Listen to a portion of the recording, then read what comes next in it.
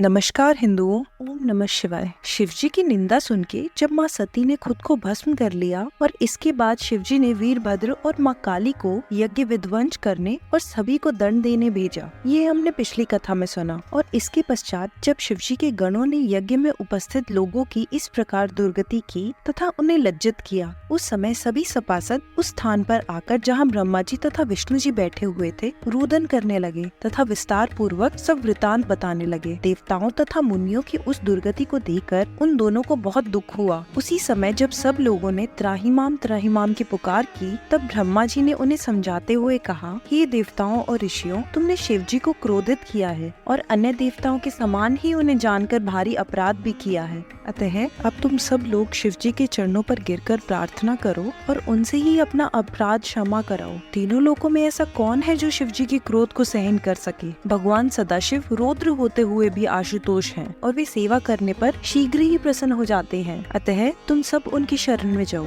तुम सब शिव जी के बिना यज्ञ में अपना भाग लेना चाहते थे, उसी का फल तुम्हें प्राप्त हुआ है। जो लोग शिव जी के शत्रु बनकर सुख प्राप्ति की कामना करते हैं, उनका अंत में ऐसा ही होता है। जो शिव जी क्षण भर में ही संपूर्ण सृष्टि को भस्म कर देने का सामर्थ्य रखते हैं, उनसे शत्रुता करके किस प्रकार सुख मिल सकता है? मैं भी दधीची के श्राप से वशीभूत होकर उस यज्ञ में चला गया था। अस्तु तुम लोग निश्चित होकर शिव जी की शरण में जाओ, वे तुम्हें अवश्य ही क्षमा कर देंगे। एक बात तुम्हें यह भी समझ लेनी चाहिए कि यदि शिव जी इस यज्ञ को नष्ट नहीं करते तो मनुष्य वेद की रीति को त्याग कर नास्तिक हो जाते। अतः उन्होंने जो कुछ किया है वह उचित ही है। इतना कहकर ब्रह्मा जी और विष्णु जी अन्य देवताओं के साथ कैलाश पर्वत पर जा पहुँचे। फिर उन्होंने उस पर्वत पर वट वृक्ष को देखा, जिसके नीचे भगवान शिव शंभु बैठे हुए थे। जो लोग उन शिव जी के दर्शन प्राप्त करते हैं, उनके धन्य भाग्य हैं। महाप्रभु का इतना सुंदर स्वरूप था कि उनका वर्णन नहीं किया जा सकता। उनका शरीर अत्यंत कांतिमय था। उस समय वे वीरासन की मुद्रा में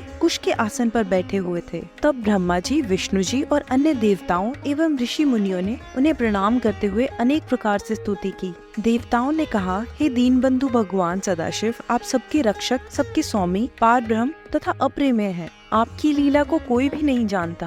आपकी जो इच्छा है वही होता है। हे प्रभु, दक्ष प्रजापति ने अपनी मूर्खता और अज्ञान के कारण आपको अपने यज्ञ में नहीं बुलाया और नास्तिक बनकर आपके भक्तों का सम्मान भी नहीं किया, जिसके कारण वे सब उसे श्राप देकर अपने घर को लौट गए। उसने आदि शक्ति का भी कोई सम्मान नहीं किया और उन्हें भस्म होने से नहीं रोका। देवताओं ने भी कोई हस्तक्षेप नहीं किया। अस्तु सब लोग अपने अपने किए का फल प्राप्त कर चुके हैं। हमें आपसे कुछ नहीं कहना है, क्योंकि इसमें संपूर्ण दोष देवताओं का ही है।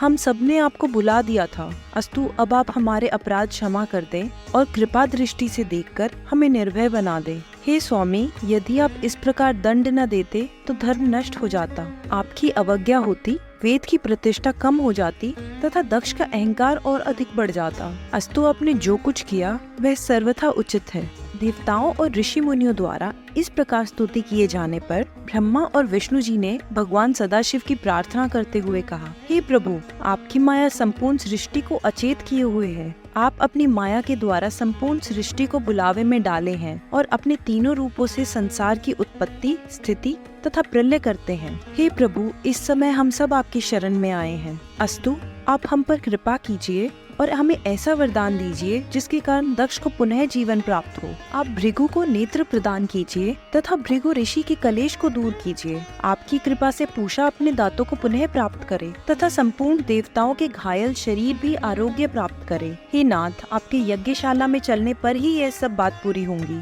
हम यह प्रण करते हैं कि भविष्य में आपके बिना कोई भी यज्ञ न होगा। उन सबके द्वारा इस प्रकार स्तुति सुनकर भगवान सदाशिव बोले, हे देवताओं, हम कभी क्रोध नहीं करते तथा कल्प वृक्ष के समान सबको सुख प्राप्त कराते हैं। तुम ये निश्चय जानो कि जो प्राणी जैसा कर्म करता है उसे वैसा फल अवश्य मिलता है, क्योंकि सांसारिक प्राणी माया में फंसकर सार वस्तु के सच्चे ज्ञान को भुला बैठते हैं। दक्ष ने जो कुछ भी किया उसका फल उसे प्राप्त हो गया। अब हम यह वरदान देते हैं कि दक्ष बकरे का मुख पाकर जीवित हो जाएंगे, भृगु मित्र के नेत्रों से देखेंगे, पूषा यजमान के दांतों से भोजन करेंगे तथा सभी देवताओं के शरीर स्वस्थ हो जाएंगे। और इतना कहकर शिव जी मौन हो गए। उस समय सब देवता प्रसन्न होकर जय जयकार करने लगे तथा ये कहने लगे, हे प्रभु, आप अब यज्ञ में अवश्य चलें, क्योंकि आपके बिना यज्ञ पूर्ण न होगा। आप कृपा कर अपने भाग को स्वीकार कीजिए। इस प्रकार देवताओं ने जब प्रार्थना की तो शिवजी ने यज्ञ में चलने का स्वीकार कर लिया और उस समय सबको अत्यंत आनंद प्राप्त हुआ।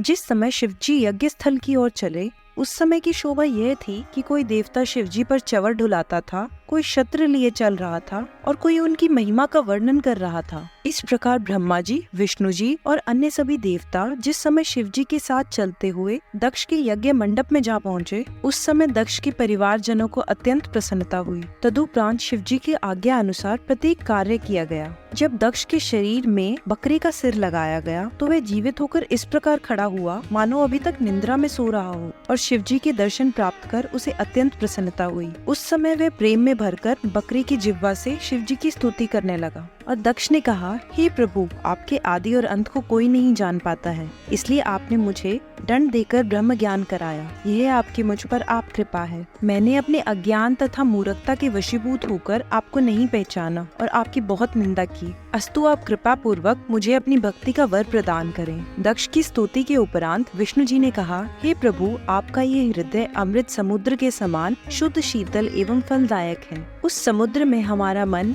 साथी के समान चिंता में जला हुआ जिस समय बैठता उस समय उससे बाहर निकलने की इच्छा नहीं होती। आप दया करके हमारे अपराधों को क्षमा करें। ब्रह्मा जी ने कहा, हे नाथ, संपूर्ण सृष्टि मुझे बुरी कहती है, परंतु आपका उपासक होने के कारण मैं किसी की बातों पर ध्यान नहीं देता। इस प्रकार इंद्र, वरुण, कुबेर, अग्नि आदि देवता और सभी ने शिवजी की अलग अलग प्रार्थना करते हुए यह मांग की, हे प्रभु, आप हमारे अपराधों को क्षमा कर दें। आप संपूर्ण सृष्टि के स्वामी, सबको उत्पन्न करने वाले, सबका पालन करने वाले तथा सबका नाश करने वाले हैं। अस्तु आप हमारे दोषों पर विचार न करते हुए हमें अभय दान दें। इस बात को सत्य समझा जाए कि शिवजी के चरणों का पूजन किए बिना करोड़ों जन्मों तक भटकने रहने पर भी दुख दूर नहीं होता। अस्तु जो बुद्धि बाद में प्राप्त होती है वह यदि पहले ही प्राप्त हो जाए तो किसी को कष्ट न भोगना पड़े। भगवान सदाशिव ने जब सब लोगों द्वारा की गई स्तुति एवं प्रार्थना को सुना तो उन्हें अत्यंत प्रसन्नता प्राप्त हुई। उस समय उन्होंने मुस्कुराते हुए इस प्रकार कहा, हे देवताओं, दक्ष ने बकरे की जिह्वा होने के कारण गलबल के रूप में उत्तम स्तुति की है। उसी प्रकार जो मनुष्य हमारी प्रार्थना करेगा उसे संपूर्ण रिद्धि सिद्धियों की प्राप्ति होगी।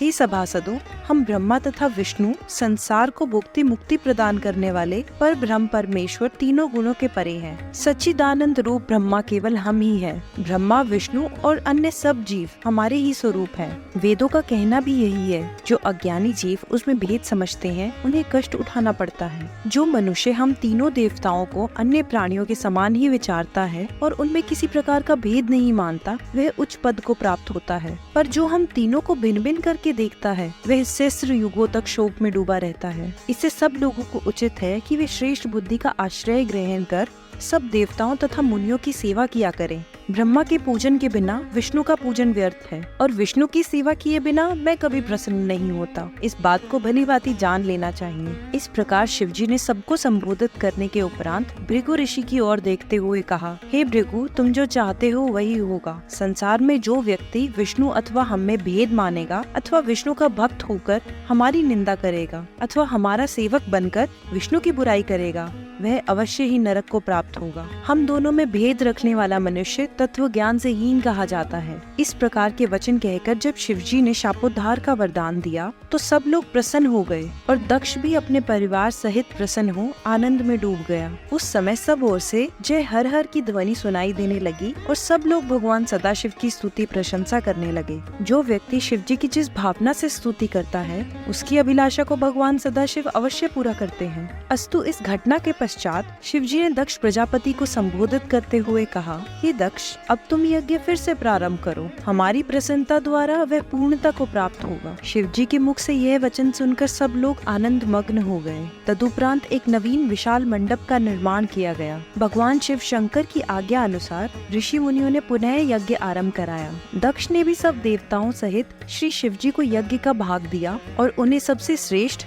तथा सबसे बड़ा स्वीकार किया। दक्ष प्रजापति ने यज्ञ समाप्त हो जाने पर अपनी पत्नियों सहित नदी में स्नान किया और इस प्रकार भगवान सदाशिव ने दक्ष के यज्ञ को पूर्ण कराकर सबको आनंद प्रदान किया। तब सब अपने अपने घर को चले गए। यद्यपि शिवजी प्रसन्न होकर लौटे परंतु सती के वियोग का दुख उनके हृदय से नहीं गया। वे अनेक कथाओं का वर्णन करते हुए संसारी जीवों के समान चरित्र दिखाते हुए समय व्यतीत करने लगे। भगवान शिव अनादि और अंत है, उन्हें किसी प्रकार का भी दुख कैसे हो सकता है, परंतु यह सब उनकी माया का ही प्रभाव है। उस माया के भेद को हम लोग नहीं जान पाते और सहस्रों युक्तियों द्वारा शिव जी की महिमा को ही समझ पाते हैं। वे परब्रह्म परमेश्वर हैं और माया उनकी दासी है। वेद का कहना है कि भगवान शिव की महिमा का वर्णन किया ही नहीं जा सकता और सरस्वती सब कुछ वर्णन करने के उपरांत भी ये कहती है कि मैं भगवान शिव शंकर की महिमा का वर्णन करने में सर्वथा असमर्थ हूँ। विष्णु जी प्रतिदिन भगवान की सेवा करते रहते हैं और अपने हृदय में उनका भय माना करते हैं। वे अपने भक्तों के मनोरथ को सबसे पूर्ण करते हैं।